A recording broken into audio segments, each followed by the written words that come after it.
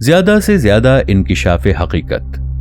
Ice میں کمزور انقلابیوں کو جو قوت و شوکت حاصل ہو چکی تھی، اس نے کفار قریش کی نیندوں کو حرام کر دیا تھا، اور انہوں نے نہایت ذلت کے ساتھ رسول کریم صلی اللہ علیہ وآلہ وسلم سے رحم کی اپیل کرتے اور واسطے ڈالتے ہوئے یہ استدعا کی تھی کہ آپ صلی اللہ علیہ وآلہ وسلم اس شرط کو ساقط قرار دے دیں جو حدیبیہ نے انہوں نے تکبر و نخوت سے لکھوائی تھی۔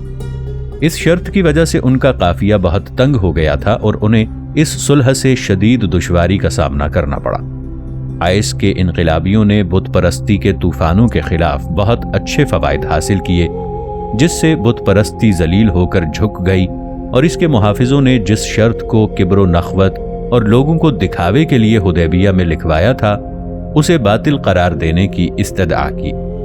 حقائق زیادہ سے زیادہ ظاہر ہونے لگے، اور صحابہ پر بھی یہ بات منکشف ہو گئی کہ حضور علیہ السلام نے جو اس شرط کو قبول کیا تھا تو آپ کا فہم اس حد تک پہنچا ہوا تھا۔ ہمارے حواس جس کی حدود کو سمجھنے سے قاصر تھے، اور ان لوگوں کے یقین میں اضافہ ہو گیا کہ حدیبیہ کے روز رسول کریم صلی اللہ علیہ وآلہ وسلم کی بات کو مان لینا اس سے بہتر تھا، جس کو وہ پسند کرتے تھے کہ قریش کی اس شرط کو نہ مانا جائے۔ اگر حدیبیہ کے معاہدہ صلح میں قریش اس شرط کو برقرار رکھنے پر اصرار نہ کرتے تو آئس میں کمزوروں کا انقلاب بپا نہ ہوتا، اور ان بہادر انقلابیوں نے قریشی چھاونی کو جس خطرناک مالی اور جانی نقصانات سے دوچار کر دیا تھا، یہ انقلاب مدینہ میں رہنے والے مسلمانوں کے لیے بہت فائدہ مند ثابت ہوا۔ انہوں نے بغیر اس میں شامل ہوئے اور بغیر کوئی اتہام لیے اس سے بہت فائدہ حاصل کیا، کیونکہ صلح حدیبیہ میں حضرت نبی کریم صلی اللہ علیہ وآلہ وسلم نے جو شرائط قبول کی تھیں، انہوں نے ان میں ابتری ڈال دی۔ انقلاب کے نائب قائد ابو جندل بن سہیل بن عمرو رضی اللہ عنہ اور ان کے مسلمان قریشی بھائیوں کی آنکھیں ٹھنڈی ہو گئیں۔ آئس میں ان کے انقلاب نے وہ فوائد حاصل کیے جن سے انہوں نے ظالم مشرکوں سے اپنے دین اور اپنی جانوں کا بدلہ لے لیا۔ ابو جندل اور اس کے ساتھی سربلند ہو کر آئس سے مدینہ آئے۔ یوں محسوس ہوتا ہے کہ میں ابو جندل کو شاداں فرحاں مدینے میں داخل ہوتا دیکھ رہا ہوں، اور وہ حدیبیہ کی دردناک یادوں کو بیان کر رہے ہیں، اور خاص کر اس بات کا تذکرہ کر رہے ہیں جو رسول کریم صلی اللہ علیہ وآلہ وسلم نے لوہے کی زنجیروں میں جکڑے ہوئے اسے اپنے مشرک باپ کی طرف واپس کرتے ہوئے کہی تھی، جو آپ نے مشرکین سے کیا تھا۔ آپ صلی اللہ علیہ وآلہ وسلم نے فرمایا تھا، ہمارے اور ان لوگوں کے درمیان صلح ہوئی ہے اور ہمارا باہمی معاہدہ ہوا ہے، ہم ان سے خیانت نہیں کر سکتے۔ ابو جندل صبر سے کام لو اور جان لو کہ اللہ تعالیٰ تیرے اور تیرے کمزور ساتھیوں کے لیے فراخی اور رہائی کا راستہ بنانے والا ہے۔ بس یہ ہے وہ صابر مومن اور نوجوان ابو جندل جس نے حدیبیہ میں رسول اکرم صلی اللہ علیہ وآلہ وسلم کے کیے ہوئے وعدے کو حقیقت واقعی کی شکل میں دیکھا، اور اللہ تعالیٰ نے ابو جندل اور اس کے مظلوم نوجوان ساتھیوں کے لیے رہائی کی سبیل پیدا فرما دی۔ اور دیکھو، یہ ہیں وہ لوگ جو مکہ کے قید خانوں سے نجات حاصل کرنے کے بعد شاداں و فرحاں آئس سے مدینہ آ رہے ہیں۔ انہیں اپنی عظیم اسلامی سوسائٹی میں شمولیت کی اجازت مل گئی ہے۔ انقلاب کی انتہا اور انقلابیوں کا مدینہ کی طرف آنا۔ جب ابو سفیان نے رسول کریم صلی اللہ علیہ وآلہ وسلم کو اپنی قوم کا خط دیا اور آپ صلی اللہ علیہ وآلہ وسلم اس کے مضمون سے آگاہ ہوئے، تو آپ اپنی اس قوم کی امید کو قبول کرنے میں بالکل متردد نہیں ہوئے جس نے آپ سے رحم کی اپیل کی تھی، اور نہ ہی آپ صلی اللہ علیہ وآلہ وسلم نے تکلیف محسوس کی، اور نہ ہی قوم کے رحم طلب کرنے کے مقابلے میں کسی تشدد کا اظہار کیا، جبکہ اس کے برعکس آئس کے انقلابیوں کا اپنی پناہگاہوں میں رہنا ان قریشیوں کے لیے خطرناک مالی اور جانی نقصان کا سبب بن رہا تھا جنہوں نے نبی کریم صلی اللہ علیہ وآلہ وسلم اور آپ کے اصحاب کو اذیت دینے کا کوئی طریقہ نہیں چھوڑا تھا۔ مگر کینے اس شخص کے دل میں کیسے راہ پا سکتے ہیں جسے اللہ تعالیٰ نے رحمت للعالمین بنا کر بھیجا ہو، جس کا مقصد اپنی قوم کو ہدایت دینا اور اسے گمراہی سے بچانا ہو، نہ کہ انہیں عذاب دینا۔ کیا یہ وہی ہادی برحق نہیں ہیں جو مکہ میں اپنی قوم کے ہاتھوں سخت آزمائش میں بھی کہتے تھے کہ اے اللہ میری قوم کو ہدایت دے کہ وہ نہیں جانتے؟ درگزر کرنے کی روح کے مطابق اور کینہ پروری سے کنارہ کشی کرتے ہوئے رسول کریم صلی اللہ علیہ وآلہ وسلم نے اپنی قوم کی امید کو قبول کیا اور انقلابیوں کے لیڈر ابو بصیر اور اس کے نائب ابو جندل کو عیس میں لکھا کہ وہ دونوں اپنی جگہوں کو چھوڑ دیں اور اپنے آدمیوں سمیت دونوں میرے پاس مدینہ میں آ جائیں۔ رسول کریم صلی اللہ علیہ وآلہ وسلم کا مکتوب گرامی پڑھتے ہوئے انقلابی لیڈر کی وفات۔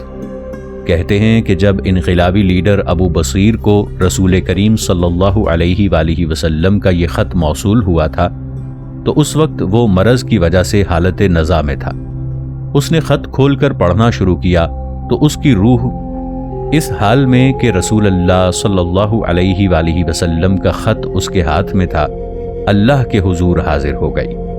معلوم ہوتا ہے کہ خط پڑھنے سے قبل ہی اس کی وفات ہو گئی، تو اس کے نائب ابو جندل نے وہ خط لے کر پڑھا۔ پھر تمام انقلابی عیس کی پناہ گاہ میں اس پہلے بہادر انقلابی کو دفن کرنے کی تیاری کرنے لگے۔ ناظرین، آگے بڑھنے سے پہلے کامنٹ سیکشن میں ہمیں اپنی آراء سے ضرور آگاہ کیجیے گا کہ آپ کو ہماری یہ سیریز کیسی لگ رہی ہے۔ میں ہوں طاہر عبید چودھری۔ آئندہ آنے والی اقساط سے باخبر رہنے کے لیے ہمارے چینل کو سبسکرائب کر لیں اور ساتھ موجود بیل آئیکن کو ضرور کلک کر لیں۔ شکریہ۔ اس کے بعد ابو جندل نے رسول کریم صلی اللہ علیہ وآلہ وسلم کے حکم کی تنفیذ کی ذمہ داری لے لی اور اس نے مشرکین مکہ کے خلاف مسلح کارروائیوں کو روک دینے کا حکم دے دیا اور اپنی فوج کو یہ پیغام دیا کہ رسول کریم صلی اللہ علیہ وآلہ وسلم کا یہی منشا ہے۔ سب نے حکم کی اطاعت کی۔ پھر ابو جندل قریشی نوجوانوں کے ساتھ جو 70 کی تعداد میں تھے مدینہ میں آیا۔ اس دوران میں بعض غیر قریشی انقلابیوں نے اپنے اپنے صحرائی ٹھکانوں کو واپس جانے کا فیصلہ کر لیا۔ عیس کے نوجوان انقلابیوں میں ولید بن ولید مخزومی، حضرت خالد بن ولید کا بھائی بھی شامل تھا، جو مدینہ پہنچتے ہی ایک زخم کے سبب وفات پا گیا۔ وہ پتھریلی زمین میں پھسل کر گرا تھا تو اس کی انگلی کٹ گئی تھی، تب اس نے اپنا پاؤں باندھ کر یہ شعر پڑھا تھا: ایمان دل پر کیسے اثر انداز ہوتا ہے، نوجوان کلثوم کا قصہ اور اللہ اور اس کے رسول صلی اللہ علیہ وآلہ وسلم کی طرف اس کی ہجرت اور اس راہ میں اس کا مصائب و خطرات کو برداشت کرنا اور تنہا ہجرت کا عزم کرنا اور 300 میل سے زیادہ پاپیادہ سفر کرنا، جبکہ راستے میں خطرات بھی تھے اور وہ ایک کمزور عورت تھی، اور تمام عورتیں طبعی طور پر کمزور ہوتی ہیں۔ فی الواقعہ ایک اشتیاق انگیز قصہ ہے۔ اس میں اس مجسم قربانی کا بیان ہے جو دل میں راسخ عقیدے کی حفاظت کے لیے خطرات پر سوار ہو کر کی جاتی ہے۔ جو عقیدہ اپنے رب کے نور سے چمک اٹھتا ہے اور اپنے حلقہ بگوش کو ایک نئی مخلوق بنا دیتا ہے۔ یہ نوجوان لڑکی جو ابھی 9 عمر تھی، جب اسلام نے اس کے دل کو مس کیا اور عقیدہ صافیہ اس کے دل میں راسخ ہو گیا، تو وہ اپنے اہل و عیال اور وطن کو فراموش کر بیٹھی اور اسے دارالکفر کو چھوڑنے اور مدینہ میں رسول کریم صلی اللہ علیہ وآلہ وسلم کے ساتھ ملنے کے سوا کوئی غم دامنگیر نہ تھا۔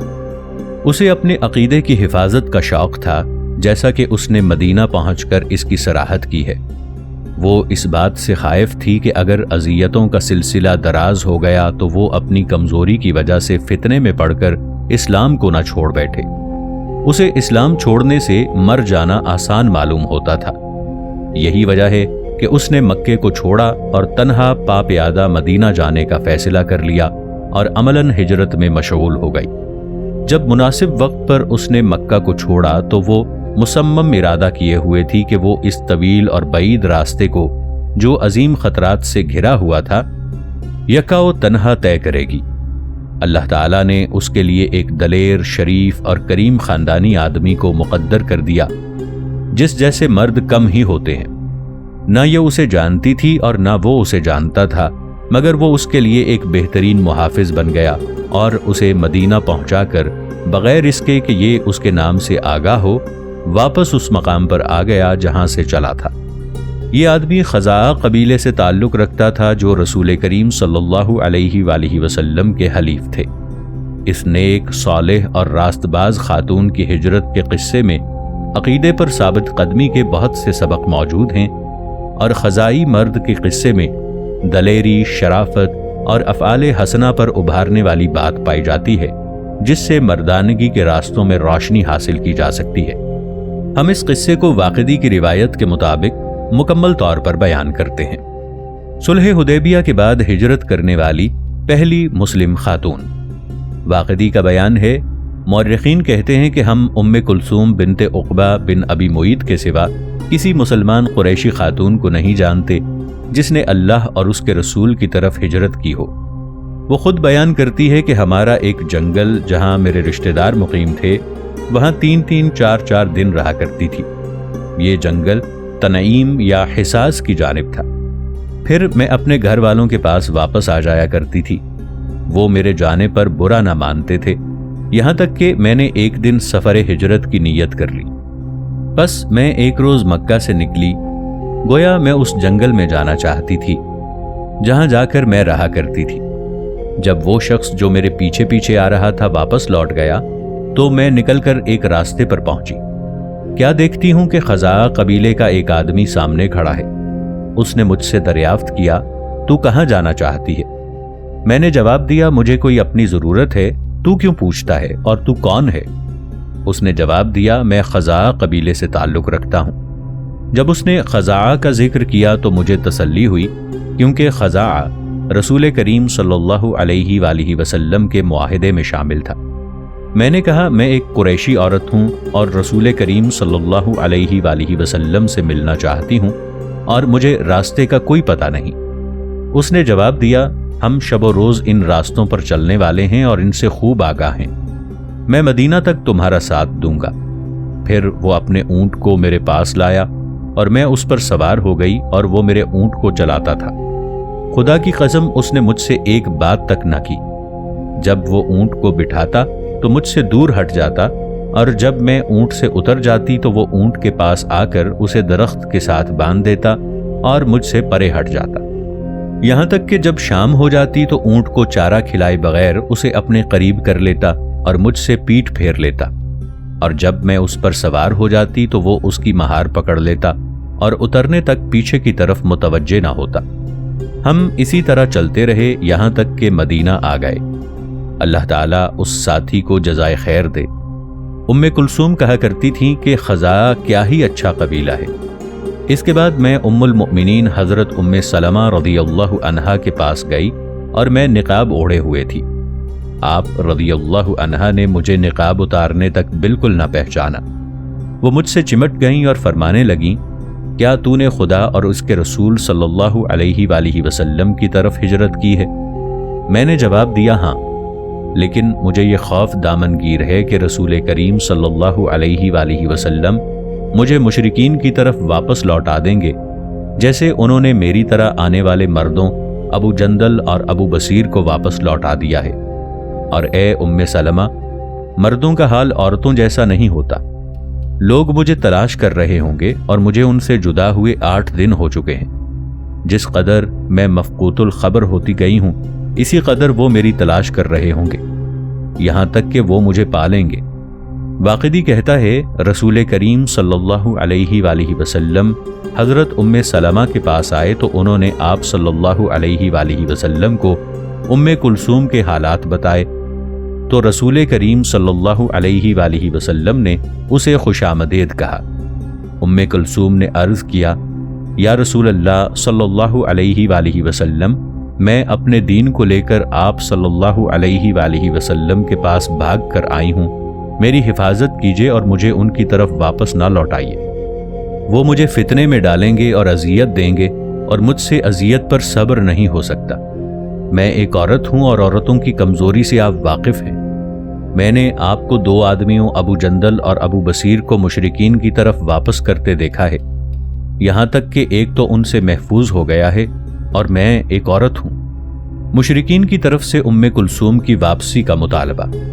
جب کلثوم مکہ سے پوشیدہ طور پر نکلی اور اس کے اہل کو پتہ چلا کہ وہ اللہ اور اس کے رسول صلی اللہ علیہ وآلہ وسلم کی طرف ہجرت کر گئی ہے، تو انہوں نے اسے واپس لانے کے لیے اس کے 2 بھائیوں ولید اور عمارہ بن عقبہ کو بھیجا تاکہ صلح حدیبیہ کی شرائط کی تنفیذ ہو سکے۔ اگر قرآن پاک کا نیا قانون نازل نہ ہوتا تو رسول کریم صلی اللہ علیہ وآلہ وسلم کلثوم کو اس کے اہل کے پاس واپس بھجوانے کا عزم کیے ہوئے تھے۔ رسول کریم صلی اللہ علیہ وآلہ وسلم کو آگاہ کیا گیا کہ معاہدے کے بموجب مردوں کو ان کے اہل کی طرف واپس کرنا ضروری ہے، مگر مومن مستورات کو مطلقاً واپس کرنا جائز نہیں، خصوصاً ان مستورات کو جن کی واپسی کا قریش مطالبہ کرتے ہیں۔ رسول کریم صلی اللہ علیہ وآلہ وسلم نے کلثوم قرشیہ کی شادی زید بن حارثہ سے کر دی۔ مشرک عورتوں کو طلاق۔ اس قانون کے نزول سے قبل بعض صحابہ نے مشرک عورتوں سے شادی کی ہوئی تھی جو مکہ میں مقیم تھی۔ اس قانون کے نازل ہونے کے بعد اس نکاح کا فسخ ہو جانا واجب ہو گیا اور مسلمان مرد اور مشرکہ عورت کے درمیان کوئی قانونی جواز باقی نہ رہا۔ تمام مسلمان مردوں نے اپنی مشرکہ بیویوں کو طلاقیں دے دیں۔ ان صحابہ میں حضرت عمر رضی اللہ عنہ بن خطاب بھی تھے۔ آپ رضی اللہ عنہ نے اپنی 2 بیویوں کو طلاق دے دی۔ کلثوم بنت جرول عبید اللہ بن عمر رضی اللہ عنہ کے ساتھ ابو جہم بن حذیفہ بن غانم نے شادی کر لی۔ یہ دونوں مشرک تھے اور قریبہ بنت ابی امیہ بن المغیرہ سے اسلام قبول کرنے سے قبل حضرت معاویہ بن ابی سفیان نے شادی کی۔ کتابی عورتوں سے شادی۔ اس قانون پر عمل درآمد ہوتا رہا اور کسی مسلمان عورت کا کسی کافر مرد سے شادی کرنا عبد الآباد کے لیے حرام ہو گیا، خواہ وہ کسی بھی قبیلے سے تعلق رکھتی ہو۔ اسی طرح کسی مسلمان مرد کا غیر مسلم عورت سے سوائے کتابیہ عورت کے شادی کرنا حرام ہو گیا۔ کتابیہ سے یہودیہ یا نصرانیہ عورت مراد ہے۔ ایک دوسری آیت میں اس تحریم عالم کی تخصیص کر دی گئی ہے، جیسا کہ اللہ تعالیٰ فرماتا ہے، جس کا مفہوم ہے آج تمہارے لیے حلال چیزیں حلال کی گئیں اور جو لوگ کتاب دیے گئے ہیں ان کا ذبیحہ تم کو حلال ہے اور تمہارا ذبیحہ ان کو حلال ہے، اور پارسا عورتیں بھی جو مسلمان ہوں، اور پارسا عورتیں ان لوگوں سے جو تم سے پہلے کتاب دیے گئے ہیں، جبکہ تم ان کو معاوضہ دے دو، اس طرح سے کہ تم بیوی بناؤ، نہ تو اعلانیہ بدکاری کرو اور نہ خفیہ آشنائی کرو۔ کلثوم کی ہجرت کے بعد جو آیت قرآنی نازل ہوئی اس نے کلثوم کی مشکل کو حل کر دیا، جس کا ترجمہ ہے، اے ایمان والو، جب تمہارے پاس مسلمان عورتیں ہجرت کر کے آئیں تو تم ان کا امتحان کر لیا کرو، ان کے ایمان کو اللہ ہی خوب جانتا ہے، پس اگر ان کو مسلمان سمجھو تو ان کو کفار کی طرح مت واپس کرو، نہ تو وہ عورتیں ان کافروں کے لیے حلال ہیں اور نہ ہی وہ کافر ان عورتوں کے لیے حلال ہیں۔ عورتوں کے معاملے میں قریش کے ساتھ باہمی رضامندی۔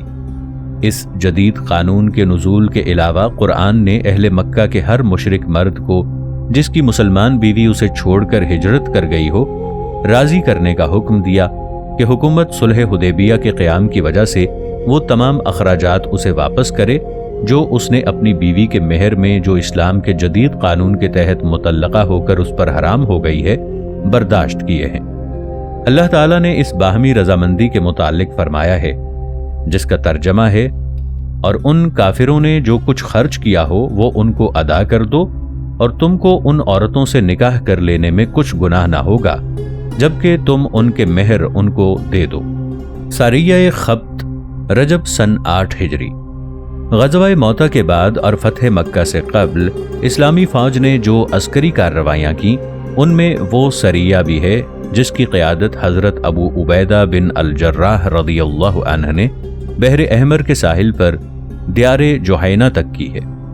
حضرت نبی کریم صلی اللہ علیہ وآلہ وسلم نے ابو عبیدہ رضی اللہ عنہ بن الجراح کو بلا کر 300 انصار و مہاجرین کے دستے کی قیادت عطا کی۔ ان میں حضرت عمر رضی اللہ عنہ بن الخطاب بھی شامل تھے۔ آپ صلی اللہ علیہ وآلہ وسلم نے ابو عبیدہ کو حکم دیا کہ وہ اپنے سریہ کو لے کر جوہنیہ پر حملہ کریں جو ابھی تک بت پرستی پر قائم تھا۔ ان کے حملے کی منازل مدینہ سے 5 راتوں کے فاصلے کے بعد شروع ہوتی تھی۔